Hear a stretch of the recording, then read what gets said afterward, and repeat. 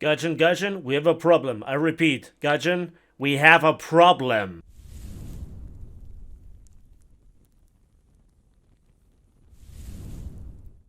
Hello there, and welcome back to War Thunder. I'm back in the saddle of making videos, and I'm sorry for the absence over the past couple of weeks. Today, we really have to talk about the US 5.0 naval lineup.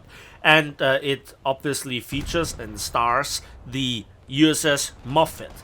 And this battle will have an awesome result with an overall result basis that's kind of mediocre for what this ship usually can do for me. Now, to put it into the greater picture, please look at the income that I'll generate just from one cap. 60,000 silver lines. Yes, 60,000. Why? Because I put a 500% silver line booster on one of those vessels with the highest or nearly highest silver line modifiers in the game. 3.9 times 2.0 plus the premium account accumulates to 1,170%. And still, for me personally, the result that I then actually brought home was quite disappointing, and you'll later see why it was quote-unquote disappointing. So, the USS Moffett, everybody plays it. It's a dirty cheap silver line or GE ship that generates a lot of silver lines, but you really have to know what you're doing, how the damage model works, and Gaijin is doing an awful job doing this. The ship itself just simply outclasses everything that other nations' destroyers can offer. Fast turret rotation speed, high ammunition capacity, very good shell selectivity, torpedoes, you have also armor, you're fast. There is just nothing like it. So, a really good ship. Personally, battle rating for battle rating, the Cowell in my personal rating beats it, but not by much. And at this battle rating, it's just the sheer firepower of the 2.8 second reload for those 5-inch 38 guns in the game. And yeah, it's not just this ship, which is basically an entire lineup in itself. No, Gaijin is on a balanced killing streak here, because they just didn't add in a future event, or shall I say battle pass, the USS Detroit, which is an Omaha class light cruiser at the same battle rating, with also an even higher silver line modifier of 4.0. No, think about this. We will also get the USS Davis soon, TM. And that is basically a copy-paste Moffett, just with a slightly lower silver line modifier. And then you have 3 potent ships, and you can only spawn 3 ships in naval forces. And you have the BTD-1 destroyer, multiple other planes, good patrol boats. It's absolutely killing. So why would you play any other nation? And this is basically the main reason why the ship kinda kills naval forces at around this battle rating, and it makes it highly uninteresting to play any other nation's destroyers. And that's a shame, because yeah, the end game for the US at the moment is really bad. It's just simply that their battleships are the worst in the game at the moment and absolutely unfun to play. But that's a different story. Also, the cruisers, the heavy cruisers so far, not really convincing, but that's just a heavy cruiser syndrome at the moment. Yeah, so Gaijin is not just, giving all the steroids to one nation at around this battle rating, but they're also neglecting other nations to give them something. And yeah, we've seen multiple Japanese long-lance spitting destroyers, but something's missing. Why not give the Italians something nice? Where are actually the French boats and ships? So you kind of see this is a bit overkill. And I'm not just even talking here about the Germans, which got interesting big gun destroyers, but even they have no chance in a direct 1 versus 1. So this ship is just taking it all. And then there is the reason why I still don't really recommend for the average player to get the Moffett, because it's in good circumstances, a brilliant ship. But then there is Gaijin's matchmaking, the problem with balance, and it's difficult to all put it into one video. And the most frustrating thing is a lot of the problems that I'll talk about in just a moment have been, you know, communicated to Gaijin, and they consistently and reliably have ignored all the feedback. In fact, they deliberately made it worse. Let's talk about the bugs and all the problems in the game that still persist and have not been attracted. I think at this very moment I really have to ask the obvious question: what are the devs doing for the past 3 years with naval forces? Not just neglecting it, but deliberately killing it, so making it so bad that the average player just doesn't want to play it, and then there are not that many people that would complain about it when naval forces would get scrapped.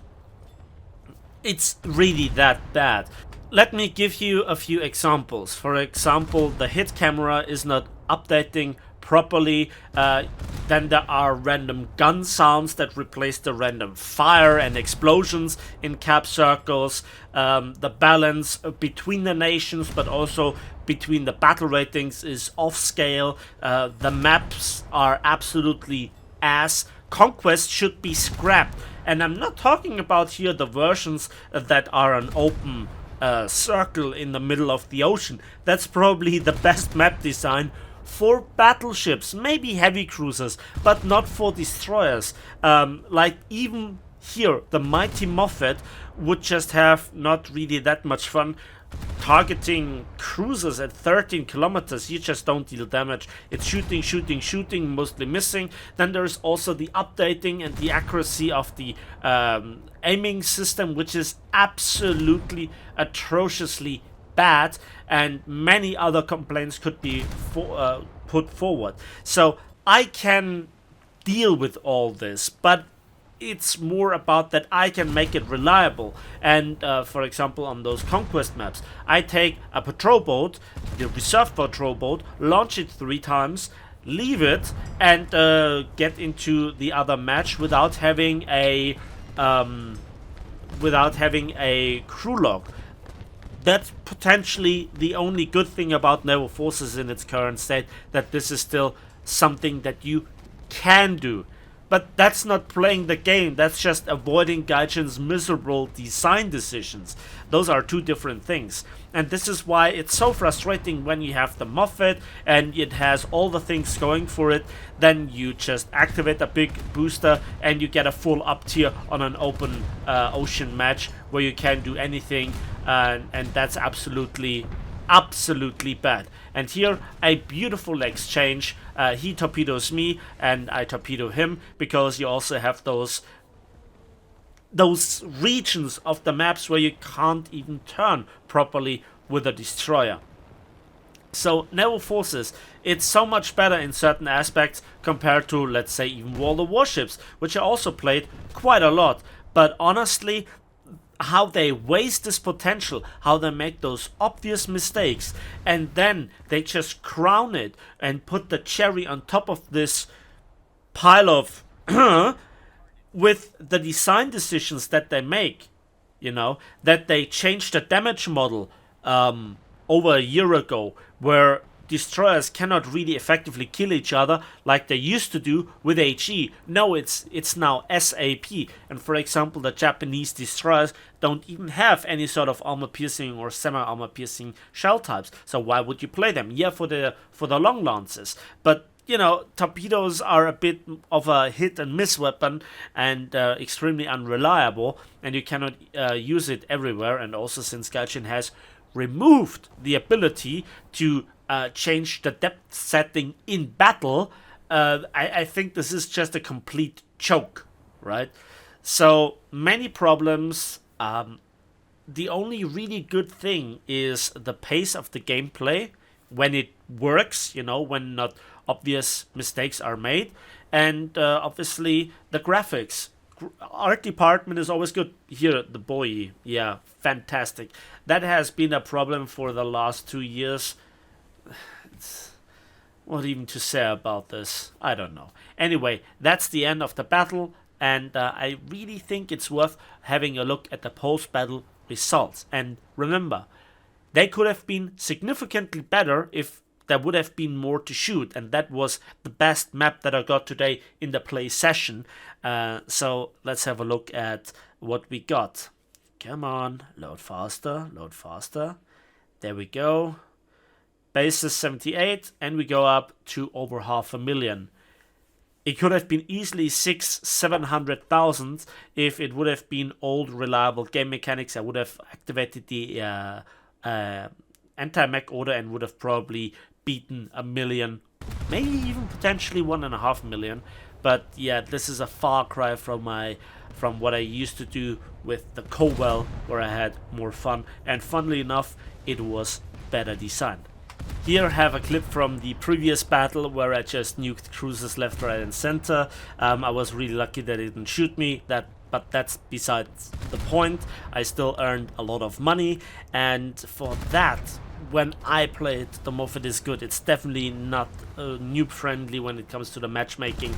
However, that's the end of the video. Thanks for watching, thanks for listening. I still hope you enjoyed the video, found it informative. Let me know in the comment section what your point of view is on this matter, and yeah, share this with your friends, clanmates, subscribe and hit the like button, and as usual we will see each other on the battlefields, in the skies and on the waves of War Thunder.